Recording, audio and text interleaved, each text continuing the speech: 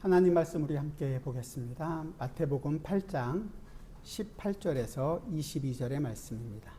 하나님의 말씀 마태복음 8장 18절에서 22절 귀하신 하나님의 말씀을 귀 기울여 들어주시기 바랍니다. 예수께서 무리가 자기를 애워싸는 것을 보시고 건너편으로 가기를 명하시니라. 한 서기관이 나와 예수께 아뢰되 선생님이여 어디로 가시든지 저는 따르리이다. 예수께서 이르시되 여우도 굴이 있고 공중의 새도 거처가 있으되 인자는 머리 둘 곳이 없다 하시더라.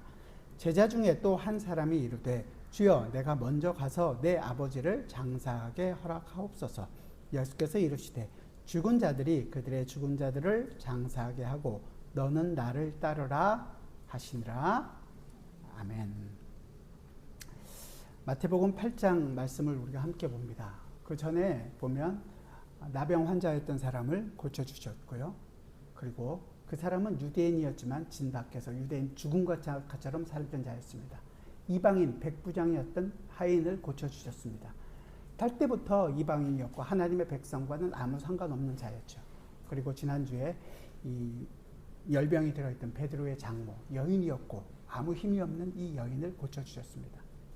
그것을 통해서 아무 힘이 없고 아무런 가치 없어 보이는 그들을 예수님께서 찾아가 주셔서 하나님의 백성을 삼으시는 일들을 보여주셨습니다.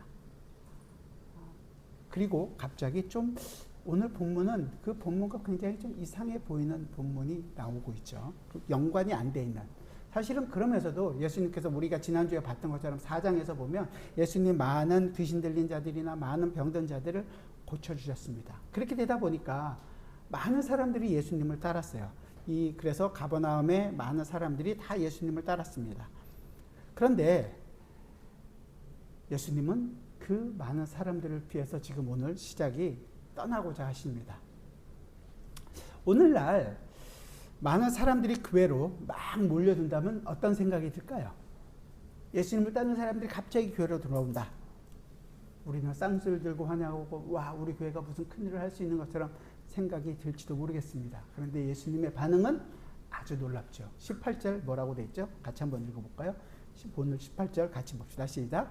예수께서 무리가 자기를 애워싸는 것을 보시고 건너편으로 가기를 명하시니라.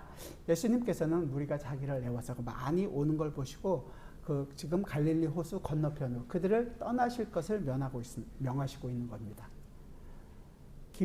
그들을 보면서 기뻐하고 환영하기보다는 도리어 그들을 떠나시겠다는 거죠. 왜 그러셨을까요? 예수님은 그 무리들이 예수님을 찾아오는 진짜 이유와 목적이 무엇에 있는지 예수님은 아셨기 때문입니다. 무리들은 병을 고치고 신기한 능력을 행하시는, 그리고 정말로 서기관들과 바리새인들과 같지 않은 많은 좋은 가르침을 하는 걸 보고 뭔가 신기한 것이 있는 것처럼 생각하고 예수님을 따르려고 몰려들었습니다. 이들은 예수님께서 기적을 행하시는 본래의 목적을 왜곡시키고 정말로 신기한 일이 있는 것처럼 이렇게 생각했던 거죠. 하나님의 나라가 왔을 때 사탄의 세력들이 몰아내는 것을 보는 것이 아니라 그저 단순히 용한 의사, 병자를 고쳐주시는 그런 의사처럼 인식하고 예수님을 따랐던 것입니다. 예수님은 몰려드는 그런 무리들을 보시고 이것이 아니구나라는 것을 느끼셨습니다. 더 이상 그들과 함께 있으면 예수님에게나 무리들에게나 아무런 유익이 없다는 것을 아시고 그들을 떠나시고자 하셨던 것입니다. 오늘날 많은 교회들이, 특히 한국 교회들이 정말로 수단과 방법을 가리지 않고 많은 사람들을 교회로 끌어오고 교회로 끌어오면 하나님의 백성의 수가 많아졌다고 생각하는 경우들이 많습니다. 그러나 교회에 사람이 많아진다는 것이 항상 좋은 일만은 아닙니다. 아니 오히려 위기가 될 수도 있습니다. 지구상의 구성원들이 정말로 많은 수가 바르지 못한 목적을 가지고 교회에 온다면 그것은 하나님 나라의 교회, 성도로서의 모습과는 전혀 상관이 없는, 교회다운 것과는 전혀 상관이 없이 돼버리는 거죠. 어쩌면 교회가 좋은 사회사업을 하고 있는 사회복지를 위해서 사용될 수도 있고, 아니면 무슨 좋은 정치 도구로 전락이 되는 그런 경우도 있을 수 있고, 아니면 우리끼리 괜찮다고 얘기하는 이기적인 집단으로 전락해버릴 수도 있습니다. 교회가 과연 그런 모습을 보인다면 그것을 교회라고 할 수 있을까요? 교회는 교회로서의 빛을 완전히 잃어버리게 되는 것입니다. 그러면 예수님도 하나님의 나라도 그곳에 함께 있지 않는 거죠. 떠나는 것이고 성도들도 그게 더 이상 성도라고 얘기할 수 없는 것입니다. 그 예를 보여주는 것이 중세 교회가 아닐 수 없죠. 교회뿐만이 아니라 여러분 한 사람 한 사람이 교회로서의 역할을 하고 있다면 그 교회들 역시도 하나님의 그 나라의 본 모습을 보이지 않고 있다면 그것은 하나님 나라와는 상관이 없는 것입니다. 그래서 우리가 정말로 두렵과 떨림을 가지고 그 하나님의 말씀이 어떤 것이고 어떻게 우리가 주님을 따라야 하는지를 살펴봐야 하는 것입니다. 오늘 본문은 두 가지 이야기가 나옵니다. 두 사람이 등장하죠. 한 사람은 서기관이고 한 사람을 예수님을 따르는 제자처럼 보입니다. 흥미로운 점은 이 서기관은 예수님과는 전혀 상관이 없는 사람인데 갑자기 나와서 예수님을 따르겠다고 얘기합니다. 반대로 예수님을 따르고 있는 한 제자는 더 이상 이제 예수님을 따르지 않고 떠나려고 하고 있습니다.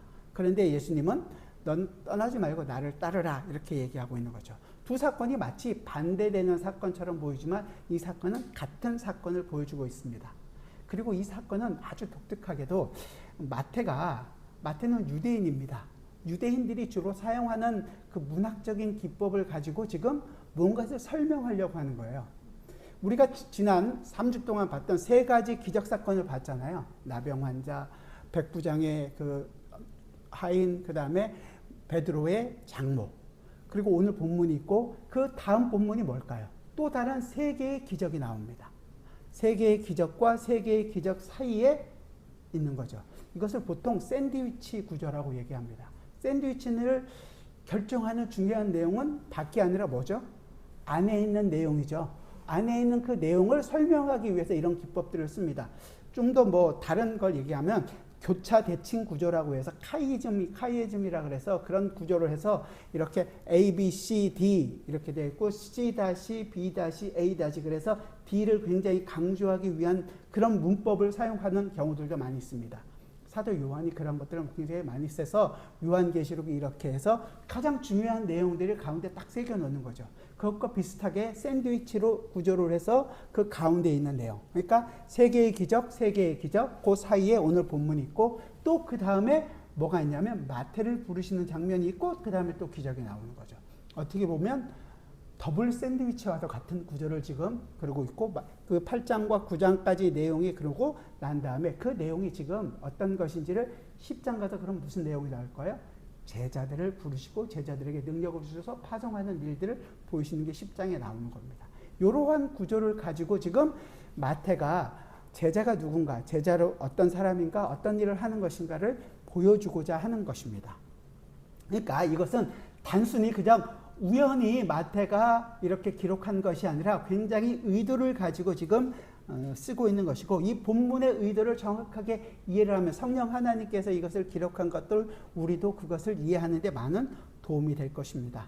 그저 예수님의 기적이 이렇게 병을 낫게 했다 이것이 아니라 이 안에서 실질적으로 그 일을 보여주고자 하는 것은 제자가 누구이며 어떤 일을 하는 사람인가라는 것을 우리는 분명하게 볼 수 있어야 된다는 것입니다. 예수님께서는 이 기적들을 통해서 어떤 사람들이 예수님의 제자가 되고 그 일을 하는 사람인가라는 것을 우리가 봐야 한다는 거죠. 예수님의 사역은 정말로 많은 기적들을 보여주셨습니다.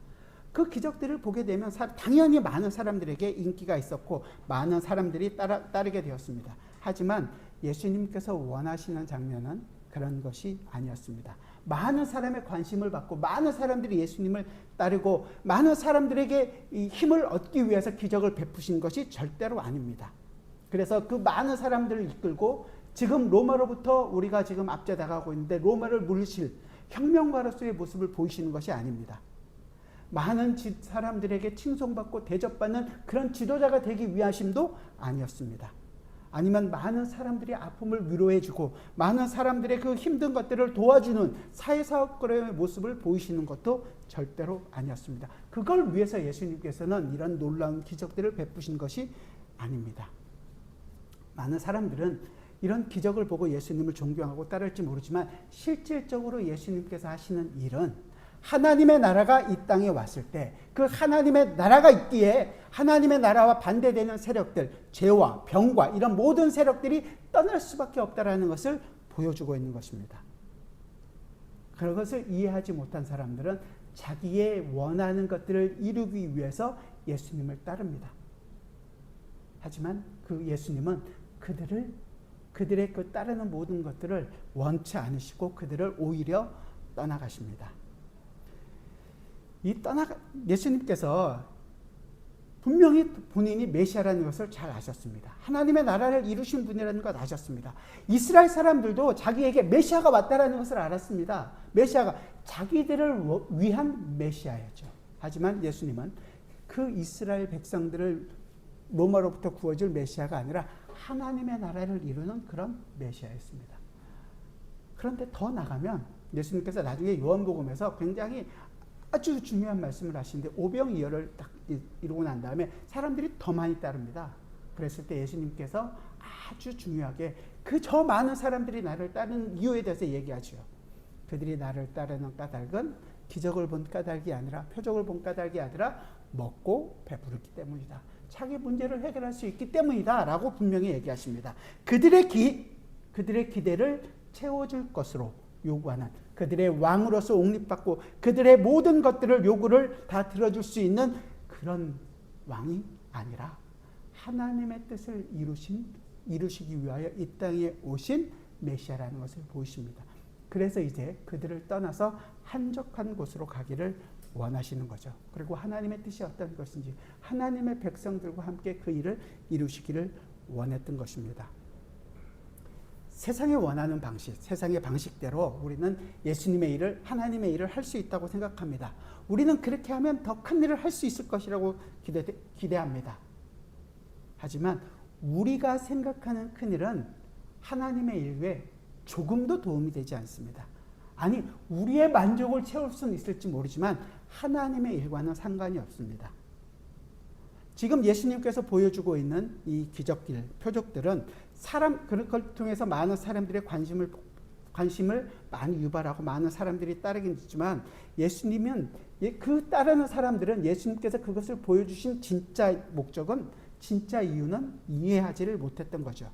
그저 정말로 놀라운 일이 일어났다. 자기 만족을 찾기 위하여 예수님을 따랐습니다. 하지만 주님은 그것이 아니라 내가 지금 찾는 것은 참 하나님 나라의 백성, 참 제자가 누구이며 그 제자들은 어떤 일을 하게 될 건지를 지금 마태를 통해서 보여주고 있는 것입니다. 그래서 지금 이제 강 건너편으로 떠나려고 하는 거죠. 그런데 그 떠나려고 하시는데 바로 그 자리에서 한 서기관이 등장합니다. 오늘 본문 19절 같이 한번 봅시다. 19절 같이 읽죠. 시작.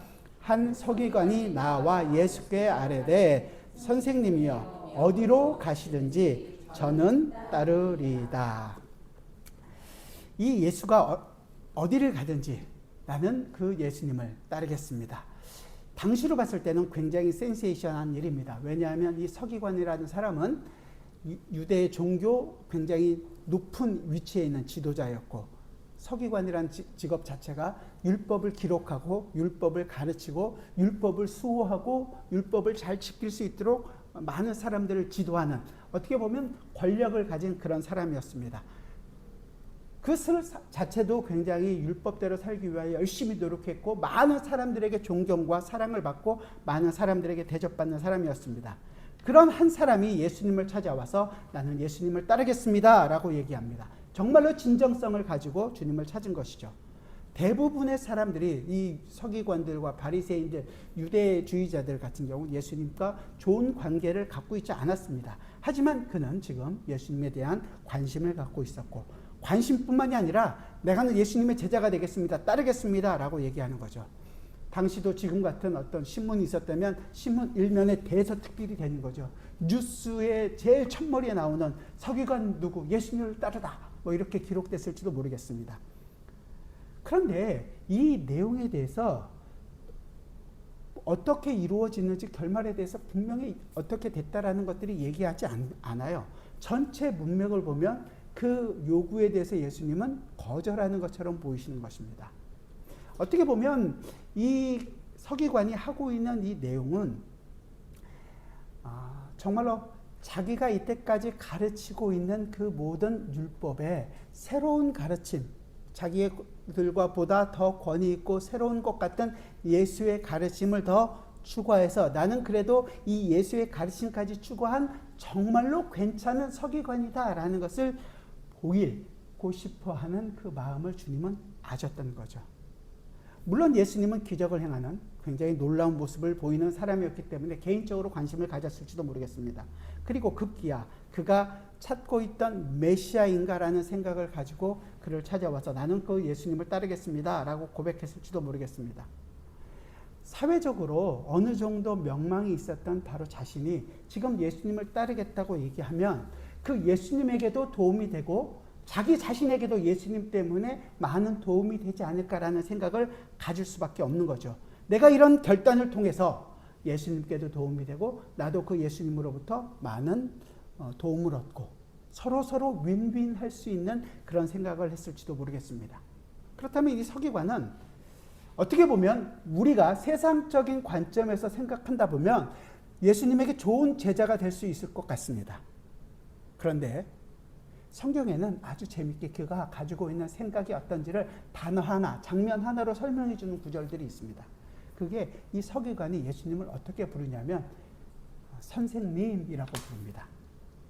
그 전에 있었던 나병 환자는 뭐라고 그랬죠? 주여 나를 불쌍히 여기서 주님이라고 부릅니다. 이방인이었던 그 백부장은요. 그 이방인도 예수님을 주님이라고 부릅니다. 그런데 이 서기관은 선생님이라고 부르는 거죠. 그는 예수님의 산상수훈의 말씀 그리고 많은 능력을 행하는 것들도 봤습니다. 아마 선생님 중에서 랍비들 중에서 뛰어난 랍비라고 그는 생각했던 것 같습니다. 그래서 그는 예수님께 나와서 공개적으로 예수님께서 어디로 가든지 나는 따르겠다고 고백을 합니다. 그가 예수님을 선생님이라고 얘기할 때 예수님을 따르라고 한 것은 온전한 정말로 예수님의 제자로서 예수님을 따르겠다라고 생각하는 것보다는 율법에 대한 자신의 학문적인 관심을 더 채우기 위해서 또 다른 가르침이 있지 않을까라는 그 생각을 가지고 예수님을 따르겠다고 얘기하는 것입니다. 지금 예수님을 따르겠다고 하는 것도 어떻게 보면 평생을 가지고 예수님을 따르겠다는 것이 아니라 지금 저기 건너편으로 가자. 그러니까 거기 가는 데까지 내가 따르겠다라고 얘기하는 것일지도 모르겠습니다. 그래서 이 아주 이렇게 선생님이라고 얘기하는 단어를 통해서 굉장히 그 상황이 어떤 상황인지를 보여주는 부분들을 우리가 조금 알 수 있는 거죠. 예를 든다면 요한복음 3장에 보면 니고데모라는 사람이 나옵니다. 그 사람도 공회원이었고 이 서기관과 함께 비슷한 존경받는 사람이었습니다. 하지만 그가 밤에 예수님을 찾아왔다는 것을 통해서 그 사람이 밤에 속한 사람이구나라는 것을 어느 정도 알 수 있게 하는 것처럼 여기서도 선생님이라고 얘기하는 것을 통해서 그가 가지고 있는 생각이 어떤 것인지를 우리가 어느 정도 아는 거죠. 이 선생님이라는 단어 디다스칼레라는 헬라어 단어는 히브리 말로 얘기한다면 랍비어라고 얘기하는 것과 같습니다. 하지만 이때까지 봤던 주님이라고 부르는 쿠리우스라고 부르지 않는 것을 통해서 이 사람이 가지고 있는 예수님에 대한 생각을 우리는 어느 정도 알 수 있는 거죠. 그 선을 넘지 않고 그는 예수님을 좋은 선생님, 그대에게 줄 수 있는 좋은 멘토, 좋은 대화의 상대, 어떻게 보면 우리에게 도움을 줄 수 있는 위로자, 아니면 좋은 상담자 정도로 예수님을 생각했던 것입니다. 물론 주님은 이런 모든 역할을 충분히 하실 수 있는 분이십니다. 주님은 우리에게 좋은 스승이시고 좋은 멘토이시고 좋은 위로자이시고 상담자이시며 우리의 모든 문제를 아픔을 안으시는 분이십니다. 그 모든 것을 할 수 있지만 딱 이 서기관이 본 것은 딱 여기까지인 거죠. 제자가 된다라는 것은 사실은 나의 삶 모두를 다 드리는 것입니다. 그분이 나의 주가 되시는 것입니다. 나는 그러면요 종이 되는 거죠. 그래서 우리는 예수 그리스도 그분은 나의 주님이십니다 라는 것을 고백하는 것이죠. 나와 주님의 관계가 그저 일주일에 한 번 주일날 와서 설교 한 편 듣고 그냥 그걸로 그친다면 우리는 그것을 나의 좋은 선생, 나의 위로자 그 정도로밖에 생각하지 않는 것입니다. 우리가 예수를 믿고 따른다는 것은 그걸로 그쳐서는 안 되는 것입니다. 나의 생명을 죽어있던 나의 생명, 나에게 생명을 허락하신 분이라는 것, 그리고 나의 모든 것 되신다는 것을 고백하는 것이 바로 그분은 예수님은 나의 주님이십니다라는 것을 고백해야 되는 거죠. 얼마나 많은 사람들이 교회에 나와서 그저 좋은 강연을 듣고 성경 말씀을 통해서 나의 위로를 받으려고 하고 또는 내 평안을 얻으려고 노력하는지 모릅니다. 이런 가르침이나 어쩌면 제자 훈련을 통한 품성 훈련은 교회가 아니어도 세상에서도 충분히 할 수 있는 것입니다. 물론 교회가 이런 일을 할 필요가 없다는 것이 아닙니다. 하셔야 되죠. 하지만 그것으로 끝나서는 절대 아닌 것입니다. 예수님은 우리의 선생님, 그것으로 끝나는 것이 아니라 예수님은 우리의 주님이십니다. 이 서기관에 대한 예수님의 반응이 어땠는지 우리 한번 볼까요? 우리 20절을 같이 한번 봅시다. 예수님은 이 서기관의 그 문제점을 정확히 깨트려 보십니다. 20절 같이 읽겠습니다. 시작. 예수께서 이르시되 여우도 굴이 있고 공중에 새도 거처가 있으되 인자는 머리 둘 곳이 없다 하시더라. 마치 좀 동문서답 하시는 것 같지 않습니까? 불교에 나오는 선문답을 하시는 것도 아니고 예수님이 이런 정말로 훌륭한 유대의 지도자가 예수님께 오면 야, 참 이런 훌륭한 사람이었구나 반길 텐데 반기는 모습도 없고 그냥 자신의 형편이 어떻다라는 것을 얘기합니다. 그러니까 아직 그가 지금 얘기하고 있는 나는 예수님을 따르겠습니다라는 거에 대해서 너는 따를 수 없는 그런 마음이 아니다 라는 것을 분명하게 거절하고 계신다는 것을 우리는 보게 되죠. 왜 그럴까요? 왜 예수님은 이 서기관이 따르겠다는 요청을 거절하고 있을까요? 서기관의 진심을 몰라서요? 아니 서기관이 고민하고 괴로워하고 예수님을 어떤 사람으로 보고 있는지를 몰라서요?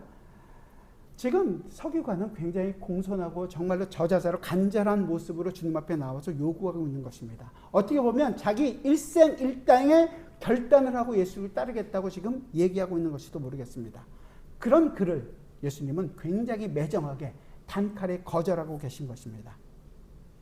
만약에 예수님이 받아주셨다면 우리가 생각할 때 우린 더 큰 일을 할 수 있지 않을까라는 기대를 했을지도 모르겠습니다. 그러나 그것은 예수님께서 이 땅에서 오셔서 하시는 하나님의 일과는 상관이 없는 우리의 기대일 뿐인 것입니다.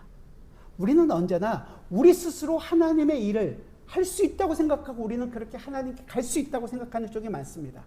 구약의 이스라엘이 그렇게 실패했음에도 불구하고 우리는 똑같은 일을 저지릅니다.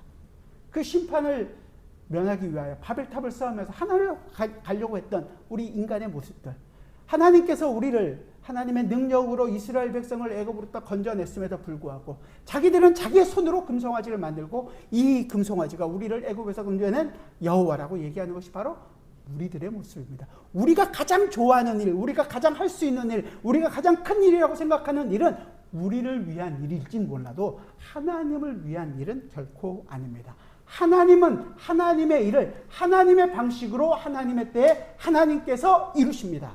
그리고 그 안에서 우리가 어떻게 그 하나님의 그 놀라운 능력을 입고 살아가고 있는지를 알게 되는 것입니다. 그래서 우리는 그 하나님의 손길을 보고 감사하는 거죠. 예수님의 사역에 우리는 조금이라도 도움이 될 수 있다고 생각하는 것은 제자의 모습이 아닙니다. 이 서기관이나 예수님의 제자는 그렇게 생각했을지도 몰라요. 이 서기관이 오므로 예수님의 사역에 좋은 홍보 효과가 있을 것이고 많은 사람을 또 전도 효과도 있을 것이라고 생각할지도 모르겠습니다. 세상에서는 그럴 수 있을지 모르지만 하나님의 일과는 전혀 상관이 없습니다. 어떻게 보면 이 서기관도 하나님의 일에 자기가 도움이 될 수 있을 것이라고 생각하고 아까 말씀드린 것처럼 둘 다 윈윈 할 수 있는 좋은 기회라고 생각할지도 모르겠습니다. 우리가 보통 그러지 않나요?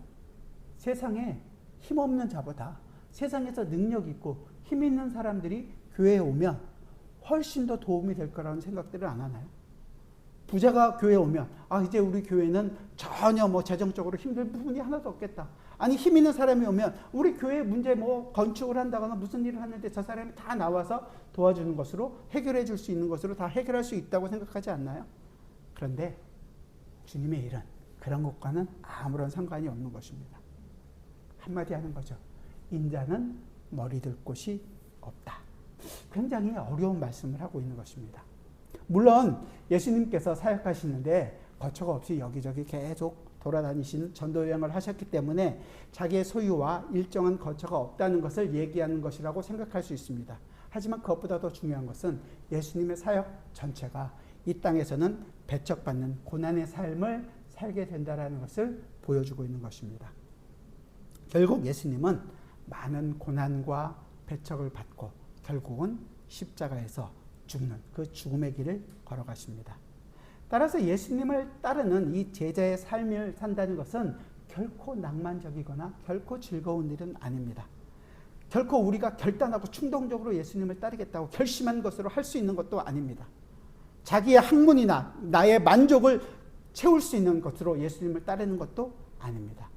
예수님을 따르는 제자의 길은 그 예수님을 주님으로 모시고 예수님께서 걸어가셨던 그 길을 우리도 함께 걸어가는 자의 삶입니다. 내 자신의 삶을 포기하고 주님의 말씀에 절대적으로 순종하는 그 삶을 사는 사람을 제자라고 얘기하는 것이죠. 제자의 삶은 주님께서 가신 그 십자가의 길을 따라 사는 사람을 제자의 삶을 사는 것입니다. 그래서 거기서부터 오는 많은 아픔과 희생을 각오해야 하는 삶을 살아가는 자들입니다. 주님께서는 지금 여기 서기관이 충동적이고 굉장히 고상한 그런 생각을 가지고 예수를 따르겠다고 하는 그 문제를 가지고 아시거든 인자는 머리 둘 곳이 없다라고 얘기하는 거죠. 이를 통해서 서기관에게 제자의 삶은 고상한 것이 아니라 희생과 아픔을 감수해야 되는 십자가의 길이라는 것을 분명하게 간접적으로 지금 보여주고 있습니다. 서기관이 찾았던, 서기관이 자기가 예수님께 도움이 될 거라고 생각했던, 그리고 자기도 도움을 받을 것이라고, 그래서 자기가 그 열심을 내고 율법을 지키고 이렇게 함으로써 이 자기들의 그 이스라엘이 갖고 있는 유대주의가 굉장히 더 탄탄하게 이루어질 것이라는 그런 것이 아니라 예수님은 지금 내가 죽어야지만이 그 일이 이루어진다라는 것을 보여주고 있는 것이죠. 사실 예수님을 따른다는 것은 최고의 고상함과 아름다움을 추구하는 삶을 살아가는 것입니다. 그런데 그 고상함 뒤에는 분명한 희생이 있는 거죠. 그 삶을 잘 보여준 사람 중에 한 명이 바로 사도 바울입니다. 우리 빌립보서 3장을 한번 같이 보죠. 빌립보서 3장에서 사도 바울이 자기가 누구인지 이런 분명히 얘기합니다. 제가 3장 4절부터 제가 7절까지 읽어드릴게요. 그러나 나도 육체를 신뢰할 만하며 만일 누구든지 다른 이가 육체를 신뢰할 것이 있는 줄로 생각하면 나는 더욱 그러하리니 나는 8일 만에 할례를 받고 이스라엘 족속이요 베냐민 지파요 히브리인 중에 히브리인이요 율법으로는 바리새인이요 열심으로는 교회를 박해하고 율법의 의로는 흠이 없는 자라. 그러나 무엇이든지 내게 유익하던 것을 내가 그리스도를 위하여 다 해로 여길 뿐더러, 자기가 어떤 사람인지를 얘기합니다. 그런데 그 모든 것들이 뭐라고 그래요? 해로 여긴다고 얘기합니다. 왜? 우리 8절 같이 한번 읽어봅시다. 3장 8절 같이 읽죠. 시작. 또한 모든 것을 해로 여김은 내 주 그리스도 예수를 아는 지식이 가장 고상하기 때문이라. 내가 그를 위하여 모든 것을 잃어버리고 배설물로 여김은 그리스도를 얻고 그 안에서 발견되려 함이니 내가 가진 의는 율법에서 난 것이 아니요 오직 그리스도를 믿음으로 말미암는 것이니 곧 믿음으로 하나님께로부터 난 의라. 아멘. 예수 그리스도를 아는 지식이 고상하기 때문에 뭐라 그래요? 자기가 이때까지 이스라엘 사람들이 다 그렇게 좋게 생각하는 모든 것들을 다 배설물로 여긴다는 것입니다. 그리고 나서 어떻게 오직 믿음으로 사는 것이 어떤 것인지를 얘기하는 거죠. 우리는 이것을 진짜 우리가 은혜를 입어야지만이 가능한 거예요. 많은 사람들이 주님을 따르고 주님의 제자가 되기를 사모합니다. 그러나 바울과 같이 자기의 모든 것들을 다 정말로 자랑할 수 있는 것, 다른 사람들이 이해할 수 있는 것, 다른 사람들이 존경할 수 있는 그 모든 것들을 뭐라고 얘기해요? 배설물로 여기는 것입니다. 아무런 가치 없는 것으로 받아들이는 것입니다. 오히려 그리스도를, 그 모든 것들을 버리고 오직 그리스도를 얻기를 원하는 그 마음이 있는 것입니다. 이런 자세가 바른 제자의 모습인 거죠. 여기 보면 오늘 또 다른 한 사람이 등장합니다. 오늘 본문 21절을 보면 제자 중 21절 같이 보죠. 시작. 제자 중에 또 한 사람이 이르되 주여 내가 먼저 가서 내 아버지를 장사하게 허락하옵소서. 제자가 예수님께 요청하는 것은 어떻게 보면 유대사회에서는 굉장히 자연스러운 일입니다. 유대사회에서 죽은 자를 매장하는 것은 굉장히 더운 나라이기 때문에 24시간 안에 이루어져야 했다고 얘기해요. 그래서 죽은 사람을 장사하는 것은 아들에게, 특히 장자에게 부여된 굉장히 종교적인 의무와도 같았습니다. 창세기에 보면 야곱이 자기가 죽음을 임박했다는 걸 알고 아들 요셉에게 자기를 여기다 묻지 말고 가나안 땅에 묻어줄 것을 얘기하고 나중에 50장에 가서는 그 일을 요셉이 행한다는 것을 보게 됩니다. 장사하는 6일 동안 많은 사람들이 울었다, 이런 얘기들이 나온 걸 봐서 유대인들은 굉장히 장례를 소중하게 여겼습니다. 그리고 그 관습에 따르면 부모가 죽었을 때 그 일을 행하는 동안에는 매일매일 율법을 지키는, 매일 기도를 한다거나 율법 공부를 한다거나 성전에 가서 봉사를 한다거나 그 다음에 유월절 양을 잡는 일 같은 것들이 어느 정도 면제가 됐다고 얘기를 해요. 그런데 예수님께서 이러한 요구를 아주 일축하시면서 한마디를 하시는 거죠. 본문 22절에 같이 보죠. 22절 시작. 예수께서 이르시되 죽은 자들이 그들의 죽은 자들을 장사하게 하고 너는 나를 따르라 하시니라. 아마 이 지금 얘기하고 있는 제자는 12제자와는 상관이 없는 또 다른 사람인 것 같아요. 제자와 같은 칭함을 받는 사람입니다. 이 사람에게 부친의 장례가 발생했던 거죠. 서기관과 지금 이 제자와 비교를 하는 것입니다. 부모를 공경하고 부모로 죽었을 때 하는 것들은 굉장히 율법을 제대로 지키는 거죠. 제5계명이 부모를 공경하라는 거였죠. 부모를 공경하고 그래서 이 일들을 굉장히 중요하게 여겼던 것 같습니다. 그래서 이 제자가 요구하는 것을 예수님께서 들어주실 충분한 이유가 있었습니다. 상식적으로 생각한다면 예수님을 따르는 제자였다면 예수님이 어떻게 해야 돼요? 이 제자와 함께 그 집에 방문해서 이 가족들을 위로하고 이렇게 해주는 게 좋지 않겠습니까? 우리가 생각할 땐 그게 합당해 보입니다. 그런데 예수님의 반응은 굉장히 의외예요. 온정이라고는 조금도 없고 오히려 굉장히 냉정해 보입니다. 한마디 위로의 말씀도 하지도 않고 그들한테 장사하게 두고 너는 그냥 나를 따르라. 예수님께서 왜 이렇게 얘기하시는지 정확하게 이해하지 못하고 예수님을 본다면 아니 이렇게 예수님이 차가우신 분인가? 왜 이렇게 얘기하지? 오해하실 수밖에 없을 것입니다. 우리가 일반적으로 생각하고 있는 일반 상식과는 굉장히 다른 예수님께서는 지금 굉장히 영적인 의미를 가지고 우리에게 보여주고자 하시는 의미가 있는 것이죠. 의미라는 것은 바로 예수님의 제자는 예수님으로부터 부름을 받은 사람에게는 최우선으로 생각해야 하는 것이 있다라는 것입니다. 예수님의 제자는 그게 뭔지 알아야 한다는 거죠. 우선해서 해야 할 일이 무엇인가? 그것은 세상의 일이 아니라 하나님의 일이라는 것을 아는 것입니다.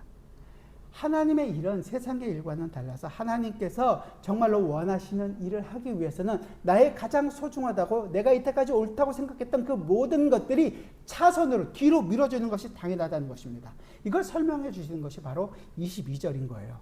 근데 22절에 좀 어려운 부분이 있죠. 뭐냐면 죽은 자라는 것이 두 번이 나와요. 죽은 자들로 죽은 자들을 장례하게 하라. 그러니까 뒤에 나오는 죽은 자는 바로 이 제자의 아버지를 얘기하는 거죠. 그러니까 처음에 나온 죽은 자라는 것은 이게 사람이 죽은 자가 어떻게 죽은 자를 장례할 수 있겠어요. 그러니까 여기 처음에 나오는 이 죽은 자는 육적으로 죽었다라는 것을 얘기하는 것이 아니라 영적으로 죽은 사람을 얘기하는 것이죠. 육적으로는 살아있지만 영적으로는 죽은 자. 예수 그리스도와는 상관없이 영적으로 죽은 자를 얘기하고 있는 것입니다. 어둠에 예수 그리스도와는 아무 상관없이 어둠에 살고 있는 실제로는 그래서 죽었다라고 표현하고 있는 것입니다. 그래서 이 죽은 자들로 죽은 자를 장사하게 하라 라고 얘기하고 있는 것입니다. 1차적으로 예수님의 제자는 실질적으로 예수 그리스도와 함께 하고 있기 때문에 그 죽음에서 어떻게 생명으로 옮긴 자들입니다. 그러니까 결국은 너는 지금 죽음에서 생명으로 옮긴 자이다 라는 사실을 우리에게 일깨워주고 있습니다. 너는 영적으로는 전에 죽어 있었으나 이제 예수 그리스도 나 때문에 살게 된 사람이다. 나로 말미암아 죽음에서 생명으로 옮긴 사실을 네가 알고 있느냐? 그로 인해서 나로 인해서 생명을 가진 자가 아니냐? 그렇다면 생명 가진 자로서 어떤 일을 해야 하는지를 바르게 알기를 원하시는 거죠. 이렇게 예수 그리스도로 말미암아 구원과 영생을 얻게 하시기 위해서 너를 지금 제자로 삼은 것이다. 그런데 예수님이 주신 생명을 육적인 생명을 넘어서는 것으로 이 세상이 주는 것과는 이제 차원이 다른 영원한 생명, 그 도저히 우리가 맛볼 수 없는 영원한 생명을 가지고 있다는 것을 알게 하시는 거죠. 그건 우리가 가진 것이 아니라 예수 그리스도 때문에 받은 거잖아요. 그 예수 그리스도 때문에 받은 것이라는 것을 알고 그 일을, 예수 그리스도에 속한 일을 하기를 원하시는 것입니다.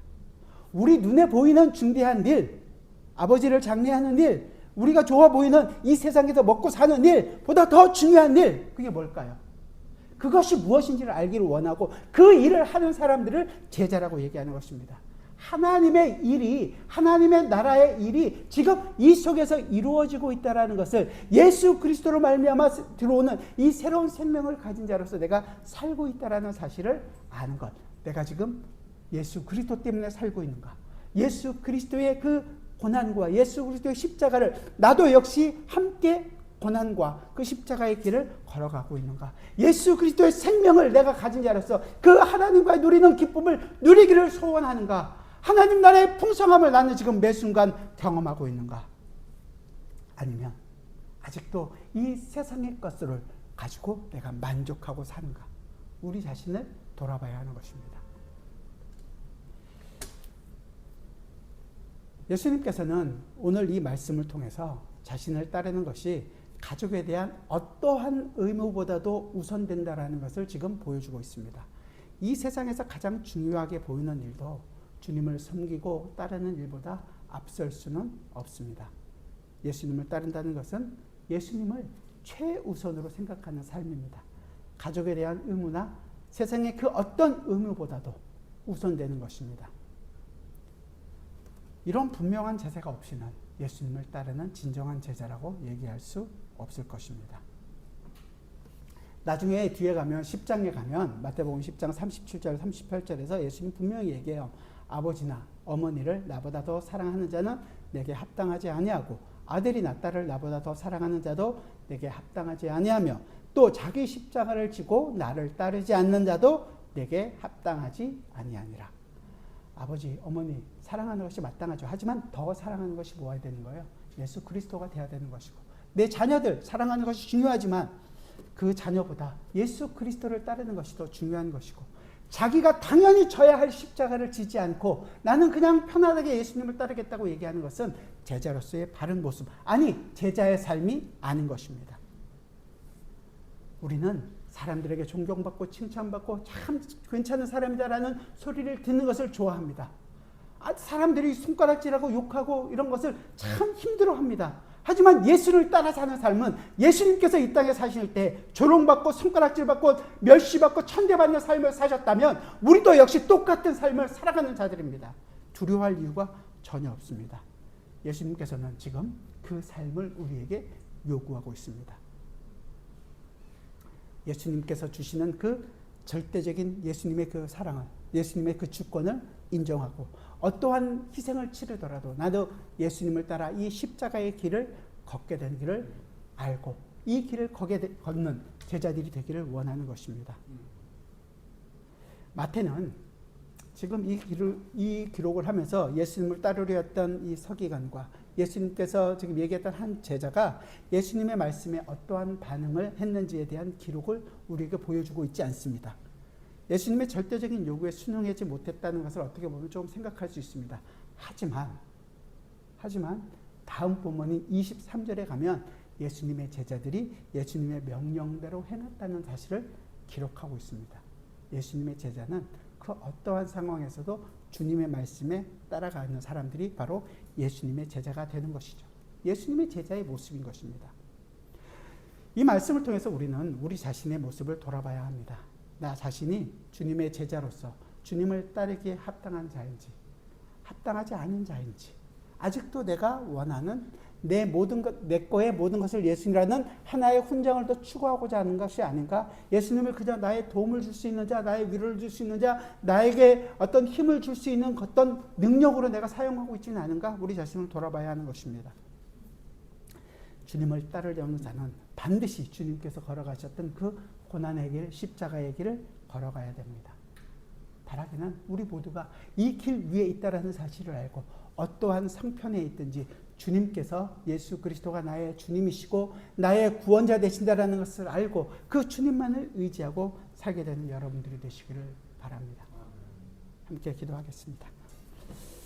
사랑하는 주님,